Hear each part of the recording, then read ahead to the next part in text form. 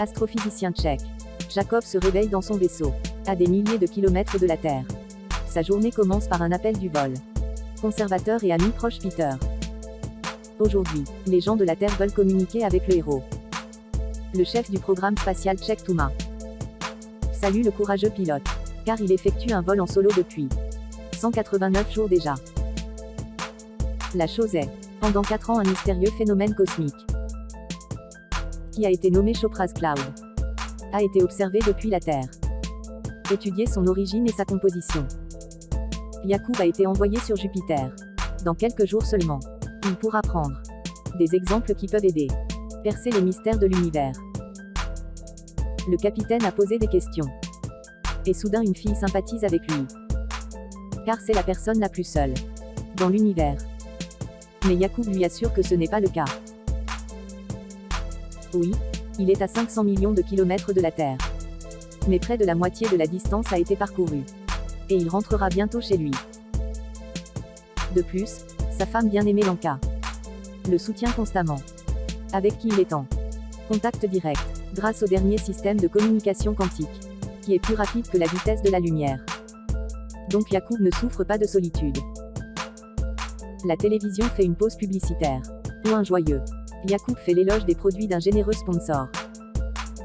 Mais l'astronaute fronce immédiatement les sourcils. Et il devient clair que c'est un homme fatigué, qui n'a pas dormi depuis longtemps. Pendant ce temps sur Terre, Linka enregistre un message à son mari. Je m'excuse de l'avoir quitté. Parce qu'il n'a pas besoin d'elle. Mais le vol. Le conservateur arrête l'envoi du fichier. Et le passe à Touma. Sur le bateau, Yacoub répare les toilettes à nouveau en grommelant contre Peter. Mais ce dernier est plus préoccupé par les caméras défectueuses. Il remarque aussi le regard fatigué de l'astronaute. Et lui conseille de dormir un peu. Yacoub a demandé à contacter Linka car elle ne répond pas à ses appels. Et il promet de découvrir la raison. L'homme commence à s'entraîner. Quand Touma revoit le message de sa femme. La femme s'inquiète sincèrement pour la famille. Et n'a pas l'intention de transmettre ce message à Yacoub.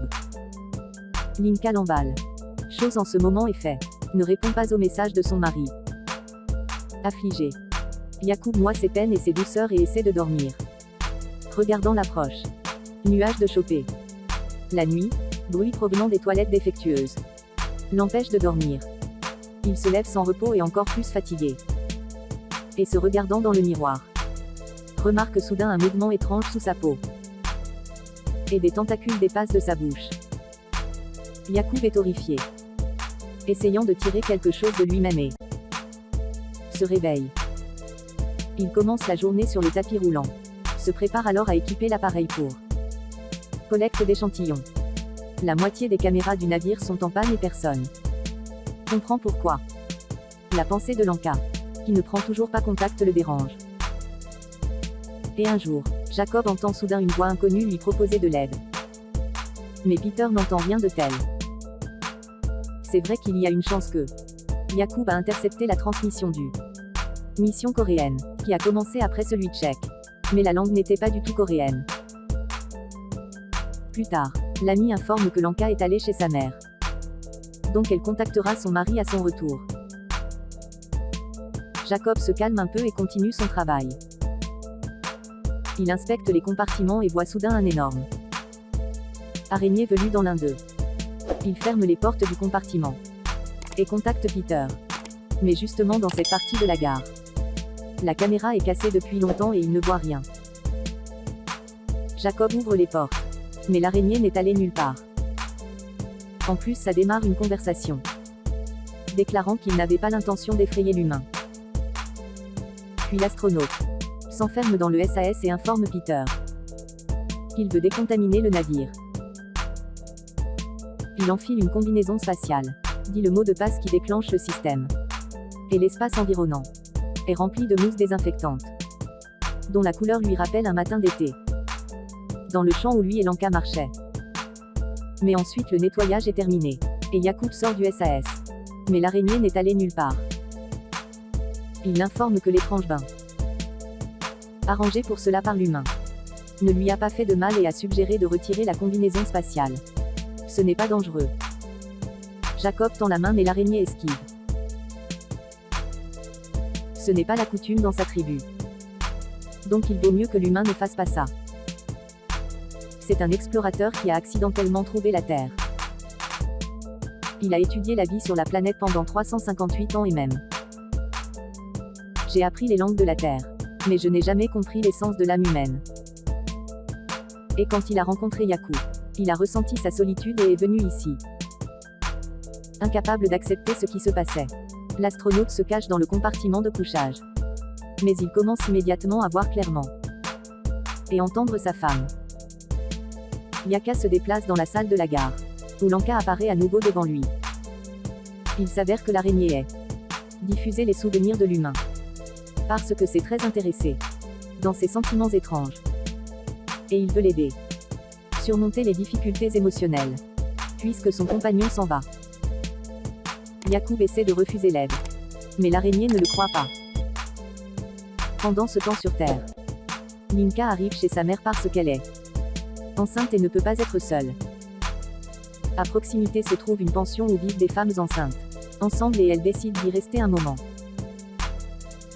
La mère ne la comprend pas. Comme on ne peut pas quitter son mari pour le moment. À la station, l'araignée demande à l'astronaute de lui donner un peu de sa nourriture. Et il le traite avec de la pâte de noix, dont le goût lui rappelle sa maison perdue. Sa planète a été détruite par une attaque ennemie. Et il s'est enfui et aéré. Espace pour longtemps. En ce moment sur Terre, Tuma se rend à Lanka. La femme est convaincue que la femme ne peut pas quitter son mari pour le moment. Après tout, elle savait que c'était une personne très particulière. Ses qualités l'aident à rester seule pendant plusieurs jours. Mais Lanka est enceinte et souffre de solitude. L'araignée dit à l'astronaute que Chopé est. Le nuage est constitué de particules qui contiennent de la sagesse. Je ne peux pas dire qu'elle agit là. Mais tout a un début et une fin. Même l'univers. L'araignée montre à Yacoub son premier rendez-vous avec Lanka. Quand elle a suggéré qu'ils se suivent toujours. Et il a accepté. Et il ne le fait pas. Comprendre pourquoi faire des promesses que vous ne pouvez pas tenir. Mais Yacoub n'a pas de réponse. Plus tard, il a demandé à l'araignée de conserver de la pâte de noix. Et il rend la canette à contre-cœur. En ce moment sur Terre, Linka avoue à sa mère que, même s'il est difficile d'élever un enfant seul, elle est prête pour ça. Et elle le dira à sa fille. Qu'elle aimait beaucoup son père au début. Mais je me suis trompée. Et à la gare, Yacoub s'interroge soudain sur le nom de l'araignée. Et suggère de nommer la créature Anu. Son père lui a dit, à propos d'un être qui vivait dans les temps anciens, qui a créé les horloges astronomiques, pour lequel le roi ordonna de l'aveugler. L'araignée accepte cela. Plus tard, l'astronaute joue la musique de l'opéra Mermaid. Et explique ce que c'est. L'araignée montre immédiatement son rendez-vous avec sa femme. Lorsqu'elle apparut devant lui dans un costume de nuit. Mais l'homme ne veut pas s'en souvenir.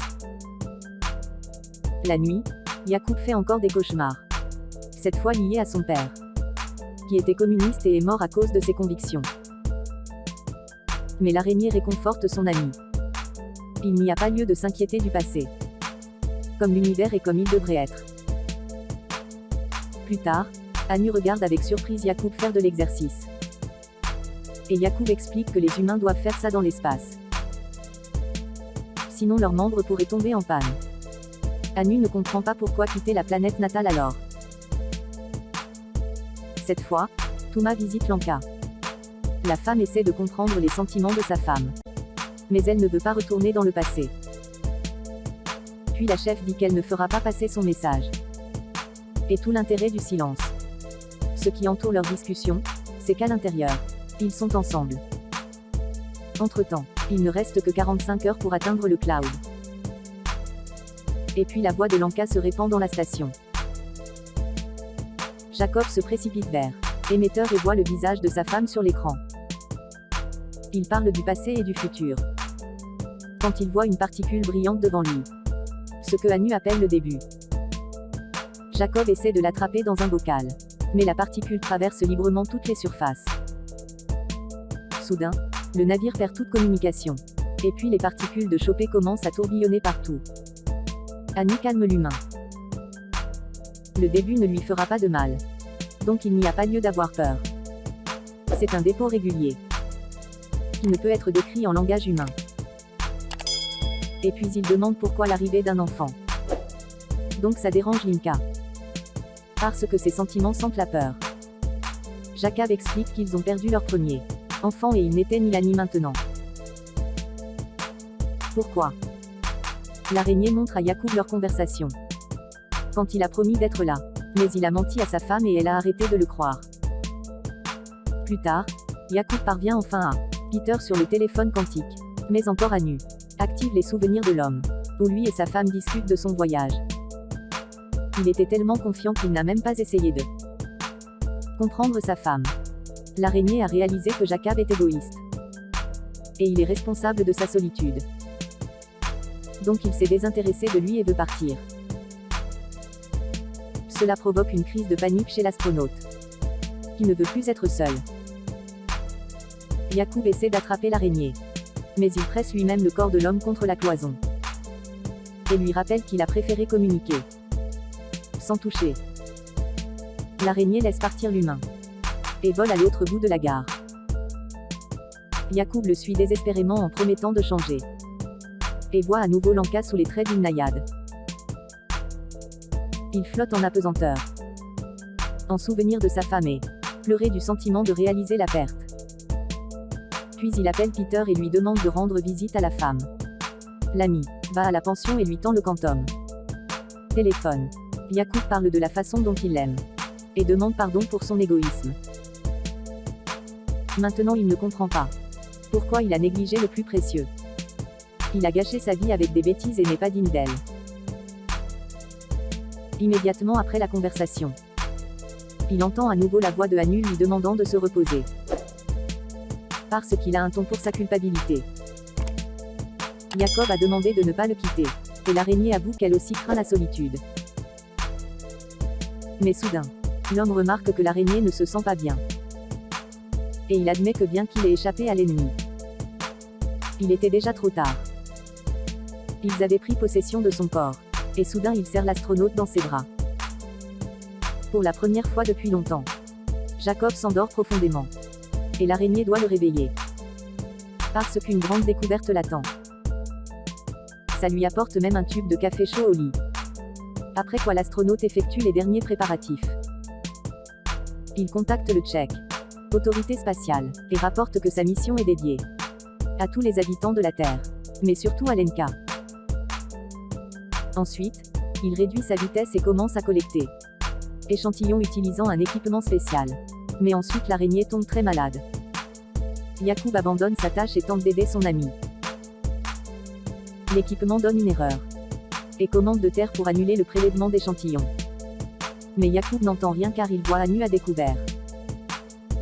Espace. Les systèmes du navire tombent en panne les uns après les autres. Et le ordre du centre de contrôle de terminer la mission et de revenir. Mais Yacoub enfile une combinaison spatiale, prend une bombe et sort. Peter ne comprend pas ce qui se passe et plaide avec son ami pour retourner au navire. Cependant, j'utilise l'explosion pour rattraper l'araignée. Yacoub le tient. Anu le remercie mais c'est en vain. Bientôt les ennemis le consumeront. Et Yacoub regardant l'espace environnant se souvient du jour où il a failli se noyer. Puis son père l'a sauvé. Et maintenant il pardonne tous les péchés de son père. Et se pardonne. Anu le tire au centre du nuage. Où tout est rassemblé. Le début à la fin, la fluctuation de tous les temps. Son passé et son avenir. Lui son Lanka et son père. Chaque promesse et punition. Tout est immuable et éphémère. Mais tel que la vérité de la nature.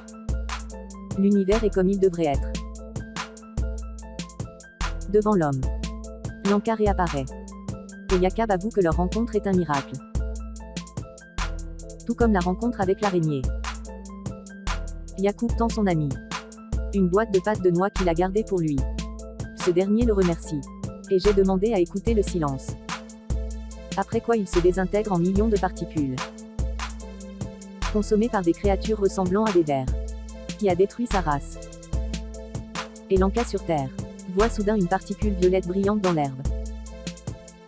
La nuit devient jour. Jacob en combinaison spatiale patauge dans un ruisseau transparent.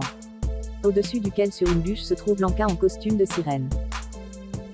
Lui demandant de l'embrasser. Son visage devient la dernière chose qu'il voit. Au moins pour un instant. Parce qu'à cette époque, il voit les lumières d'un navire sud-coréen. Qui sauve Jakku. Plus tard, il appelle sa femme Lanka.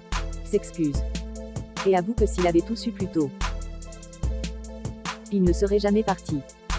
Et elle l'embrasserait encore une fois. Film fantastique mais réaliste. Un astronaute absorbé par le travail devait représenter des millions de personnes. À des kilomètres de sa femme et entendre un sermon d'un être extraterrestre.